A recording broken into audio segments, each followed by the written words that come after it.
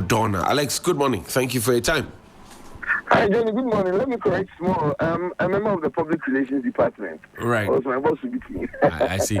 Now, what's happening at Odwana this morning?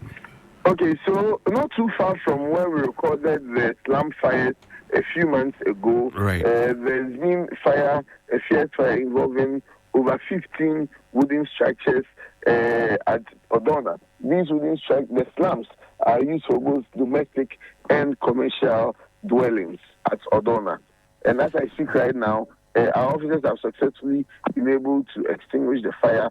And this fire was close to 3 warehouses and the telecommunication mast.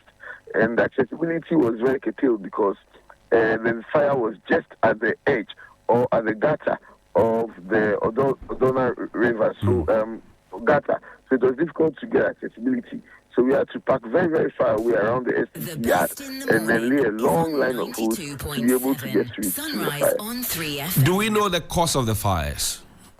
The cause is not yet known, but with areas like this, well, it could be anything from illegal connection to negligence to electrical faults. It could be anything.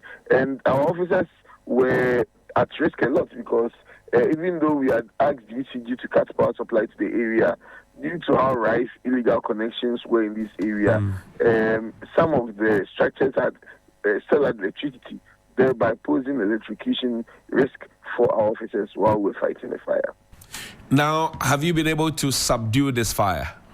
Exactly. And we've been able to salvage over 200 of similar wooden structures on that same line. 15 of it unfortunately got bent, and we saw a lot of deep freezers in there, a lot of gas cylinders. I could count over not less than 5 gas cylinders in these structures, which were a risk for us. And so we engaged the residents, then advised them that in areas like this, it's not advisable to use gas there, and they have to use coal pots, and even with the coal pots, they have to learn the right way of disposing of the coal, because disposing it wrongly could even start a fire in an area like this. We're getting towards the Yuletide season, and I'm sure that you record a lot of fires, especially around that period. What advice would you give to the public? So we as a service, for instance, have intensified our sensitization drive to help people stay on guard from fire. But then it's a two-way street. As we are doing our part, it beholds on people that when our officers come around to do education, they should give them the necessary audience so that they can be able to learn a thing or two about how to protect themselves. And people should learn to, as we head towards the Christmas, get a qualified electrician to do an electrical audit of their area or of their buildings to be sure that there's no worn-out electrical appliances in there that could pose a danger.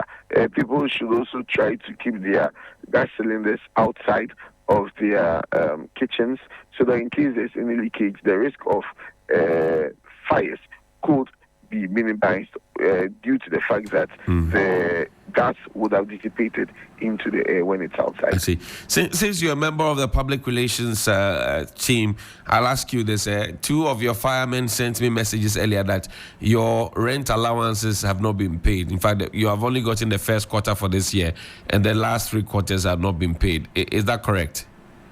Yes. So it's been paid, and we are hoping and looking forward to the government paying the rest. So I think our finance and accounts departments are working on it to make sure that it's done.